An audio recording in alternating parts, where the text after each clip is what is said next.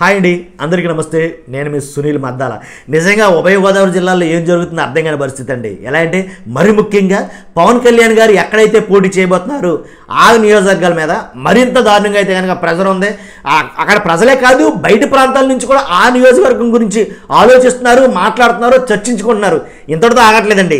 ఏదైతే భీమవరం నియోజకవర్గం ఉందో, పవన్ కళ్యాణ్ గారిని ఓడించినటువంటి భీమవరం నియోజకవర్గం ఉందో, ఈసారి ఆ నియోజకవర్గం నుంచి దరిదాపుగా 1,00,000 మెజారిటీ వాస్తవం అండి. మీరు సరిగా అన్నారు లేదు, దరిదాపుగా 1,00,000 మెజారిటీ పైమాటే వస్తుందని చెప్పేసి చాలామంది ఆశావాహులు అనుకోవచ్చు, మీరు కార్యకర్తలు అనుకోవచ్చు, అభిమానులు అనుకోవచ్చు, సామాన్య ప్రజలు అనుకోవచ్చు. 1,00,000 మెజారిటీ పవన్ కళ్యాణ్ గారికి ఈసారి దాటుతాదే అని అయితే మాట్లాడుకున్నారు. నిజంగా ఆ నియోజకవర్గంలో నేను తిరిగినప్పుడు చాలామందిని కలిసి మాట్లాడినప్పుడు వాళ్ళు చెప్పిన మాట ఏంటంటే కనుక ఆల్రెడీ పందాలు జరుగుతున్నాయి.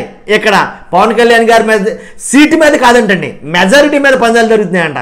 కాకపోతే ఆల్రెడీ పవన్ కళ్యాణ్ గారు అక్కడ ఓడిపోయారు. ఓడిపోవడానికి 1,00,000 కారణాలు ఉన్నాయి, అది వేరే విషయం. వాటిలన్నింటినీ వెట్టివే చేసుకున్నారు.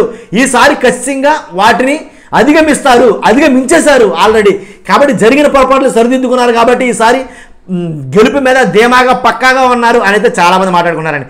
ఏదేమైనప్పటికీ ఇప్పుడు సీట్ వస్తుందా రాదా అనే పందాలు వేరు, మెజారిటీ మీద పందాలు వేరు. నిజమండి, నేను ఏదైతే గతంలో చెప్పానో జగన్మోహన్ రెడ్డి గారి మెజారిటీ ఏదైతే ఉందో అది ఈసారి తగ్గుతుంది అక్కడ పులివెందుల నుంచి అని అయితే నేను చెప్పడం జరిగింది. కాబట్టి ఈసారి జగన్మోహన్ రెడ్డి గారు మెజారిటీ మాట పక్కన పెడితే, అది ఆల్రెడీ వేరే వీడియో చేశాను, కావాలంటే మీరు లింక్ డిస్క్రిప్షన్ ఇస్తాను చూడండి.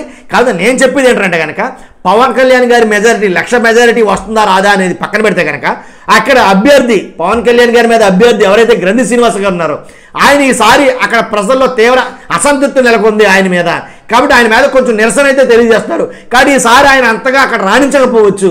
కాబట్టి చాలామంది అభ్యర్థులు అక్కడ ఉండే ఆ నియోజకవర్గం ప్రజలు గ్రంథి శ్రీనివాస్ గారి మీద ఒకంత అభద్రత, అదే ఎలా అంటే కొంచెం తీవ్రమైనటువంటి విమర్శలు అయితే కనుక చేస్తున్నారని అయితే కనుక మాట్లాడుకుంటున్నారు. ఇంకో మాట అండి, కాకపోతే ఇవన్నీ ఇలా పక్కన పెడితే కనుక పవన్ కళ్యాణ్ గారు 100% అదే నియోజకవర్గం నుంచి పోటీ చేస్తారు అనగానే గ్రంథి శ్రీనివాస్ గారి ప్లేస్లో కొత్త అభ్యర్థి రాబోతున్నాడు. ఇది బ్రేకింగ్ న్యూస్. నిజమండి, పవన్ కళ్యాణ్ గారు అక్కడ పోటీ చేస్తున్నారు ఈసారి కూడా. అంటే గ్రంథి శ్రీనివాసరావు గారికి అక్కడ కొద్ది గొప్ప విమర్శ ఎక్కువైంది, తీవ్ర అసంతృప్తి ఎక్కువైంది నియోజకవర్గం ప్రజల్లో గ్రంథి శ్రీనివాసరావు గారి మీద అని జగన్ గారు అక్కడ వేరే అభ్యర్థులు ప్రకటించబోతున్నారు. అభ్యర్థి ఎవరనేది మనం ఇంకో వీడియో చేస్తాం, ఖచ్చితంగా మీరు చూస్తారు. ఎందుకని గ్రంథి శ్రీనివాసరావు గారిని అక్కడి నుంచి మార్చాలన్నారు. ఆల్రెడీ గ్రంథి శ్రీనివాసరావు గారి గురించి అంతకుముందు తీవ్రమైనటువంటి అసంతృప్తి ఉన్నా కానీ జగన్ గారి ఏదైతే హవా ఉందో జగన్ గారు గారి గ్రంథి శ్రీనివాసరావు గారు నెగ్గినట్టు కాదండి. వాస్తవం మాట్లాడుకోవాలంటే రాజకీయ పొలిటికల్ అనాలిసిస్ ప్రకారం మాట్లాడాలంటే గ్రంథి శ్రీనివాస్ గారికి నెగ్గినట్టు కాదు. అక్కడ జగన్మోహన్ రెడ్డి గారి గాలే గ్రంథి శ్రీనివాసరావు గారిని గెలిపించింది. కాబట్టి ఈసారి అలా కుదరదు. అభ్యర్థిని చూసి 100% ఓడేస్తారు.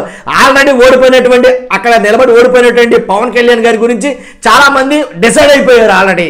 కాబట్టి అక్కడ ఓటర్లు ఎవరైతే కాపు ఓటర్లు ఎక్కువగా ఉన్నారో వాళ్ళందరూ ఈసారి కంకణం కట్టుకున్నారంటండి. ఏదేమైనా సరే 100% పవన్ కళ్యాణ్ గారిని అక్కడి నుంచి నెగ్గించాలి అని అయితే అక్కడ నెగ్గడం ఖాయం, అసెంబ్లీకి వెళ్ళడం ఖాయం అని మాట్లాడుకున్నారు.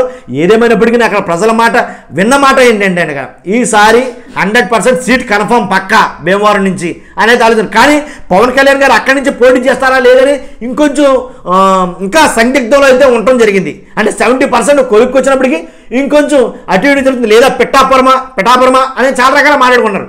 ఏదేమైనప్పటికీ భీమవరంలో మాత్రం పోటీ చేయబడిన పందాలు అయితే షురూ అయినాయండి. ఇది మాత్రం వాస్తవం. ఎందుకంటే ఉభయ గోదావరి జిల్లాల ప్రజలు కోడి పందాలకి ఎంత ఆసక్తి ఇస్తారో కాబట్టి ఈ పందెం మీద అంతకన్నా రెట్టింపు ఆసక్తి చూపిస్తున్నారు అన్న మాట వాస్తవం. చూస్తున్నా మీరు అందరూ కూడా మీ విలువైన అమూల్యమైనటువంటి అభిప్రాయాన్ని నేను తెలుసుకోవాలనుకున్నానండి. నిజమా కాదా? ఈసారి పవన్ కళ్యాణ్ గారు భీమవరం నుంచి పోటీ చేస్తే గెలుస్తారా గెలవరా అనేది మీ కామెంట్ రూపంలో తెలియజేయండి. నేను తెలుసుకోవాలనుకున్నాను. చూస్తున్నా మీరు అందరూ కూడా లైక్ చేయండి, అలాగే సబ్స్క్రైబ్ చేయండి. Thank you very much.